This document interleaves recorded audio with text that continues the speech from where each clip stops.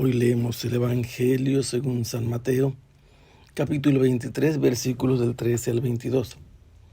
En aquel tiempo Jesús dijo a los escribas y fariseos: «Ay de ustedes, escribas y fariseos hipócritas, porque les cierran a los hombres el reino de los cielos. Ni entran ustedes ni dejan pasar a los que quieren entrar. Ay de ustedes, escribas y fariseos hipócritas, que recorren mar y tierra para ganar un adepto, y cuando lo consiguen lo hacen todavía más digno de condenación que ustedes mismos. Ay de ustedes, guías ciegos, que enseñan que jurar por el templo no obliga, pero que jurar por el oro del templo sí obliga. Insensatos y ciegos, ¿qué es más importante, el oro o el templo? ¿Qué santifica el oro? También enseñan ustedes que jurar por el altar no obliga, pero que jurar por la ofrenda que está sobre él sí obliga. Ciegos, ¿qué es más importante, la ofrenda o el altar que santifica la ofrenda? Quien jura por el altar jura por él y por todo lo que está sobre él. Quien jura por el templo jura por él y por aquel que lo habita.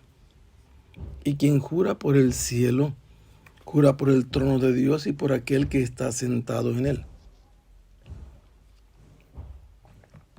Jesús está en la ciudad de Jerusalén.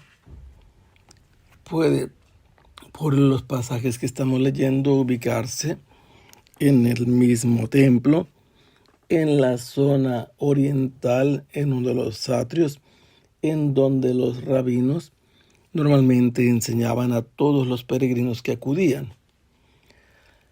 Ha sido abordado por las autoridades que lo interrogaron acerca de con qué autoridad hacía las cosas que él hacía, cómo entrar cabalgando un asno a Jerusalén, expulsar a los vendedores del templo y hacer curaciones en el templo. Ha sido interrogado acerca de si está bien o está permitido pagar el tributo al César. Lo cuestionaron los saduceos respecto a la resurrección. Y uno de los maestros de la ley también lo interrogó respecto a cuál era el más importante de todos los mandamientos de la ley. Y ahora, después de que los fariseos lo han cuestionado también, él les interroga acerca de qué significa que David diga en un salmo: «Dijo el Señor a mi Señor». ¿Qué significa esto? Y no pudieron responderle. Y entonces Jesús aprovechó la presencia de la gente para enseñarles que debían tener mucho cuidado con los escribas y los fariseos. Y en este pasaje Jesús presenta una cosa que se llama lamentación. Ay. ¿Qué significa ese ay? Tiene varios significados. Puede significar el anuncio irremediable de un castigo. Puede significar la advertencia de que algo está mal. Pero en el caso que hoy leemos, más allá de referir un castigo inevitable, significa una advertencia. ¿Para quién? Para aquellos que están en peligro de perderse y hacer que se pierdan otros. Si siguen el ejemplo de los fariseos, que no son coherentes, ya los ha descrito antes Jesús, que les imponen cargas muy pesadas que ellos no tocan ni con la punta del dedo y que se conducen prácticamente como actores. Y la palabra actor significa hipócrita, el que está detrás de una máscara.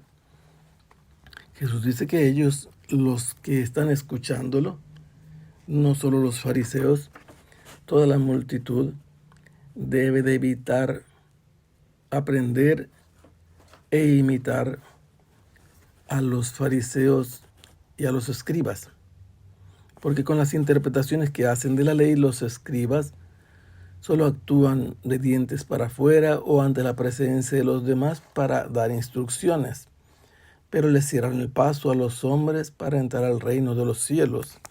Y lo que es peor, dice Jesús, ni entran ellos ni dejan entrar a los que sí quieren entrar.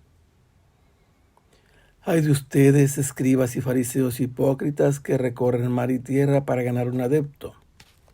Esto lo testifica uno de los grandes historiadores y lo ratifica también un historiador judío, Emil Schirer, cómo los fariseos buscaban prosélitos y adeptos por todas partes, y al final de todo, estos nuevos adeptos eran más estrictos y exigentes que los fariseos, y por eso dice que cuando los consiguen, hacen más dignos de condenación a los nuevos adeptos los fariseos, y por eso hay que evitar aprender de ellos. La tercera vez que pronuncia esta lamentación, Jesús llama guías ciegos a los escribas y fariseos, porque la manera en que enseñan a jurar es equivocada. Confunden a la gente. Enseñan que jurar por el templo no obliga, pero que jurar por el oro del templo sí obliga a cumplir el juramento. Y Jesús les rebate, les demuestra que eso es una insensatez, que están actuando como ciegos y guiando como ciegos a otros que tampoco ven, queriendo ser iluminados por la enseñanza farisea. ¿Qué es más importante? ¿El oro o el templo? El templo santifica al oro y por lo tanto es más importante el templo. También enseñan ustedes que jurar por el altar no obliga, pero que jurar por la ofrenda que está sobre él sí obliga. Y vuelve Jesús a insistir llamando ciegos a los fariseos en calidad de escribas, de enseñantes, de guías ciegos. Les dice qué cosa es más importante, la ofrenda que se pone sobre el altar o el altar. ¿Qué es lo que santifica a la ofrenda? Porque cuando tú tienes una ofrenda pero no llega al altar, no tiene importancia alguna a los ojos de Dios. Pero cuando llega a su destino, que es ofrecerla a Dios, adquiere la importancia y el valor de ser ya una ofrenda para Dios gracias al altar. Quien jura, por lo tanto, por el altar, jura por él y por todo lo que está sobre el altar. Quien jura por el templo, hace un juramento por el templo y por todo aquello que hay en el templo, pero en un modo especial es por quien habita en el templo. ¿Qué está diciendo Jesús? El templo es la casa de Dios. Allí Dios habita. Y si alguien jura por el templo, está jurando por Dios mismo. ¿Cuál es el discurso y el tema aquí? Que los fariseos, a la gente que ha hecho promesas a Dios y no pueden cumplirlas o se encuentran en dificultad para cumplirlas, les daban explicaciones a su modo que los hacían ganar la simpatía de la gente, pero no correspondían a la intención original de quien juraba. Quien hacía un juramento lo hacía con la intención deliberada o al menos consciente de honrar a Dios. Pero cuando no era posible cumplirla por situaciones que se presentan en la vida, los fariseos y los escribas aparecían como muy inteligentes, dando interpretaciones equivocadas como las que Jesús está denunciando.